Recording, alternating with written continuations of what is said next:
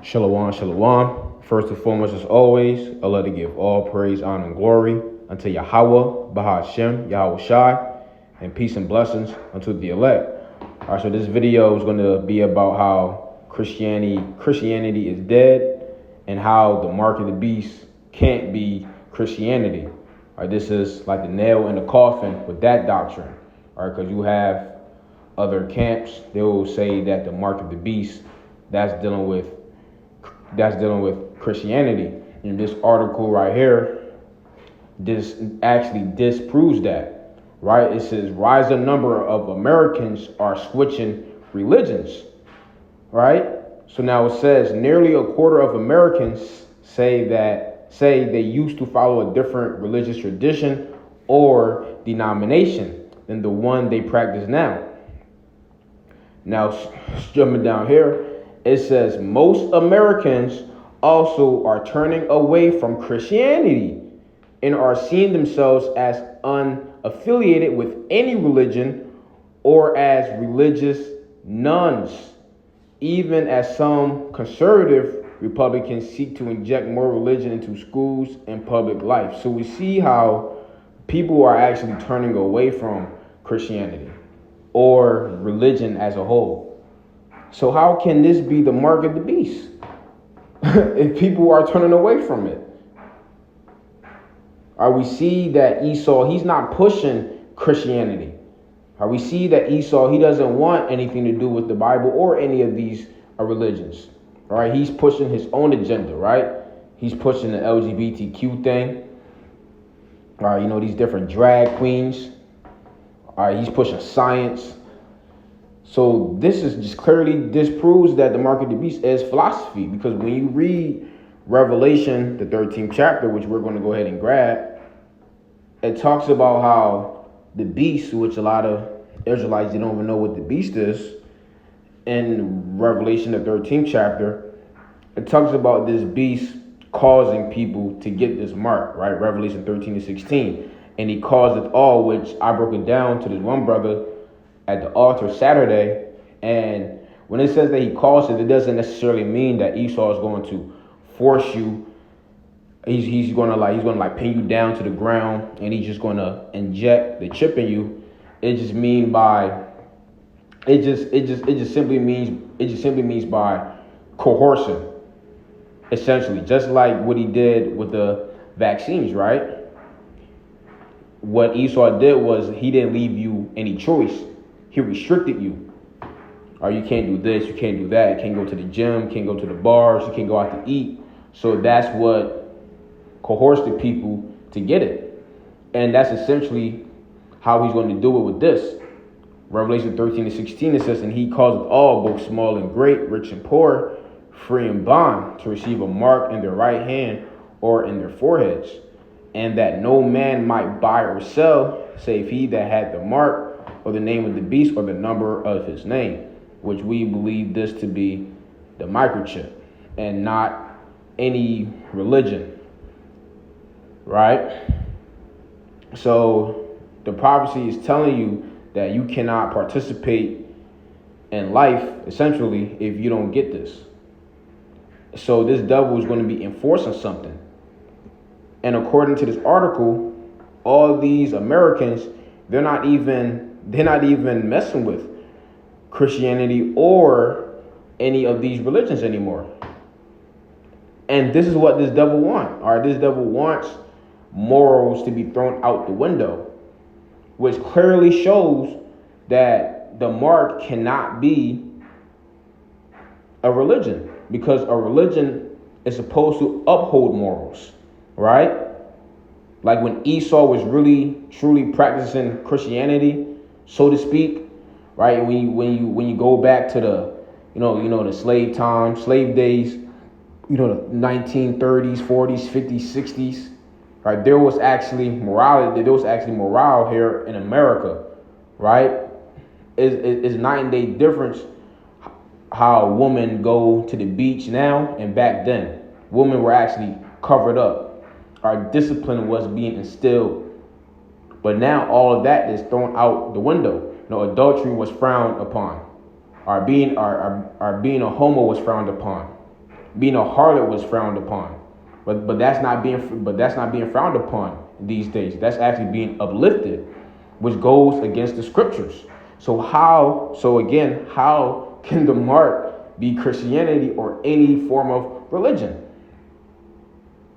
Doesn't make any sense. Makes no sense whatsoever. That's a cut, man. This is Wisdom of Solomon 3:9. It says, "They that put their trust in him shall understand the truth, and such as be faithful in love shall abide with him. For grace and mercies to his saints, and he hath care for his elect." So the point is, if you trust in the Heavenly Father, you will understand the truth. Which clearly, these other men, they don't understand the truth.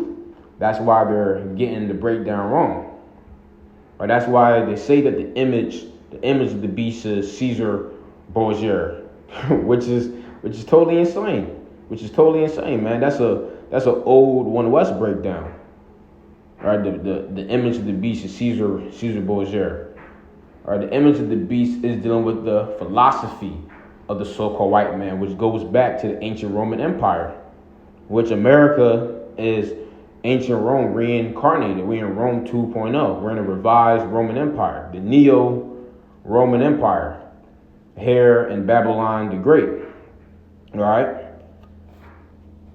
Everything that America is doing, it mimics Rome. So this is Sirach 39:24. As his ways are plain unto the holy, because those of us that believe it is plain. All right, it's plain. So are they stumbling blocks into the wicked. See that? So you may have a wicked heart, or you may have a malicious soul, like it says in Wisdom of Solomon, the 1st chapter. Into a malicious soul, wisdom shall not enter, nor dwell in a body that is subject unto sin. Which I know some of those, some brothers that actually believe that, that the mark of the beast is Christianity or a religion, and those are some cool brothers, but you got to get, man, you have to get with this. The Heavenly Father doesn't care if a brother is cool or not, right? He cares about what he believes in, the truth. So, man, this is plain as day. And this article just solidifies this, right? Everybody is turning away from religion. And then to you Christians, Christianity is done. Christianity is finished, man. Nobody is dealing with the Christian church anymore. The Christian church is through. All right, and that lets you know that that's not that rock. All right, because Christianity think, when you read Matthew the 16th chapter, that rock that Yahweh Shah said he's going to build his church on, that's dealing with Christianity. Nope, it's dealing with the Israelites, the truth. Go ahead and grab it. Matthew 16 and verse 17, it says, "And Yahweh Shah answered and said unto him, Blessed art thou, Simon Bar-Jonah, for flesh and blood hath not revealed it unto thee, but my Father which is in heaven. And I say also unto thee that thou art Peter, and upon this rock I will build my church, and the gates of hell shall not prevail against it." So they think that that's dealing with the Christian church. Nope, that's dealing with the Israelites. All right, because we see people tried to destroy. I'm not doing to call it a movement, but for lack of a better term, the so-called movement, right? But it's not working. That's because Yahweh Shah is the foundation of this. Pursuing the Acts, the 5th chapter, if it be of men, it will come to naught. And this Israelite thing, it hasn't come to naught, despite everybody trying to come up against it. Acts 5:38, "And now I say unto you, refrain from these men, and let them alone. For if this counsel or this work be of men, it will come to naught. But if it be of the Heavenly Father, ye cannot overthrow it, lest happily ye be found even to fight against the Heavenly Father." And that's what these different Christian apologists are doing. Are these Muslims, are Egyptology, are these Kemetic guys? They're fighting against the Heavenly Father. And your arms is too short to box with the Most High. This is Psalms 127 and verse 1. It says, "Except Yahweh built the house, they labor in vain that build it. except Yahweh keep the city, the watchman waketh, but in vain. See that? So if the Heavenly Father is not the foundation or the founder or the progenitor of a movement, then is everybody that's in it, everybody that's behind it they're just doing all that work in vain. The Heavenly Father has to be with it.